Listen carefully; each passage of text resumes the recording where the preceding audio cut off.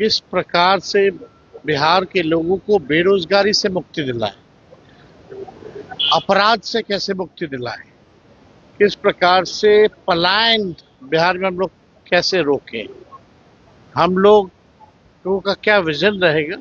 तो लोग चर्चा तो होती रहती है, कोई पहली बार तो मुलाकात है नहीं उन लोगों से, लगातार मुलाकात होती रहती है। तेजस्वी यादव का नया नारा है अपराध मुक्त बिहार, जो सुनने में ना सिर्फ ताजा लगता है बल्कि उम्मीदें भी जगाता है। लेकिन सवाल यह है कि क्या यह नारा सिर्फ नारा ही रह जाएगा या वाकई इसमें कोई नीति भी जुड़ी है। अगर राजद सच में जंगल राज की वापसी नहीं चाहती तो फिर क्या इन दागी छवि वाले विधायकों को दोबारा टिकट देकर वही पुराना मॉडल पेश करेगी? क्योंकि फिलहाल पार्टी के 3 विधायक रीतलाल यादव, शंभुनाथ यादव और मनोज यादव पोस्टर में वांटेड है और बीजेपी इसे मुद्दा बनाकर जनता से सीधे सवाल कर रही है। बीजेपी का सवाल है, भ्रष्टाचारियों को सत्ता में लाना है या बिहार को सुरक्षित बनाना है? तो फिर तेजस्वी की नीति क्या होगी?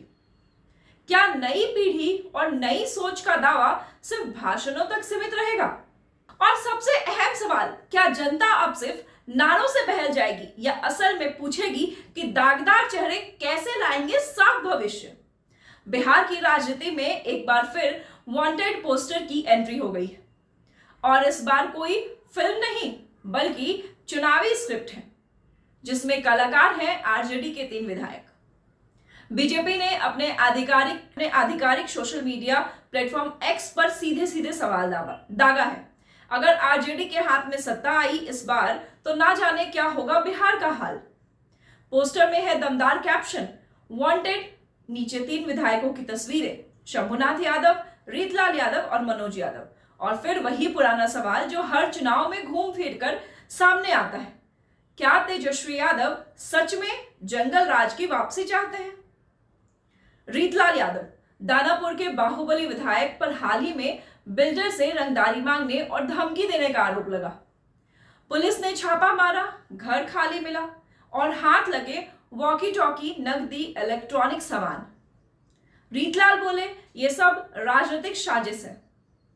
वैसे ये लाइन अब नेताओं के लिए बहुत कॉमन हो चुकी है। शंभुनाथ यादव, बक्सर के विधायक जी, महिलाओं के बीच साड़ी बांटने गए थे, लेकिन आरोप है कि बांटने से ज्यादा धक्का मुक्की और साड़ी वार कराए। नतीजा, अफरा तफरी और कैमरे में कैद होती राजनीति की गिरती गरिमा। मनोज यादव, मोतिहारी के विधायक पर सरकारी काम में बाधा डालने, भीड़ जुटाने और सरकारी संपत्ति को नुकसान पहुंचाने के आरोप है कि एनएच पर अवैध कट को बंद करने की प्रशासनिक कोशिश में खुद कट डालने पहुंच गए थे। इनमें सबसे पहला नाम है रीतलाल यादव। रीतलाल के लिए बाहुबली शब्द भी बहुत छोटा है, उन्हें डॉन कहकर बुलाया जाता है। रीतलाल यादव का नाम कोई नया नहीं है। एक वक्त में पटना के बाहुबली माने जाने वाले रीतलाल पर हत्या, अपहरण, रंगदारी, हत्या की कोशिश, आर्म्स एक्ट और गैंगस्टर एक्ट जैसे 30 से अधिक आपराधिक मुकदमे दर्ज हैं। वे एक समय कुख्यात कृष्णा यादव हत्याकांड में जेल जा चुके हैं और वहीं से चुनाव जीतकर विधानसभा पहुंचे थे। अब हाल ही में बिल्डर से रंगदारी मांगने और धमकी देने के आरोप में उनके ठिकानों पर छापेमारी हुई। घर से कुछ खास नहीं मिला, नकदी, वॉकी टॉकी, मोबाइल और संदिग्ध दस्तावेज, लेकिन विधायक खुद फरार मिले। लोग कहते हैं कि जिसने भी उनके खिलाफ जाने की कोशिश की उसे मार दिया गया। तेजस्वी यादव ने अपने राजनीतिक अभियान को इस बार अपराध मुक्त बिहार जैसे मजबूत नारे से जोड़ा है। वह खुद को नई पीढ़ी का नेता बताकर जनता को भरोसा दिला रहे हैं। अब बिहार की राजनीति अपराध और भ्रष्टाचार से अलग होगी। लेकिन सवाल तब उठता है जब राजद के कुछ विधायक इस दावे पर सवाल बनकर खड़े हो जाते हैं, जिनमें सबसे प्रमुख नाम है दानापुर विधायक रीतलाल यादव का।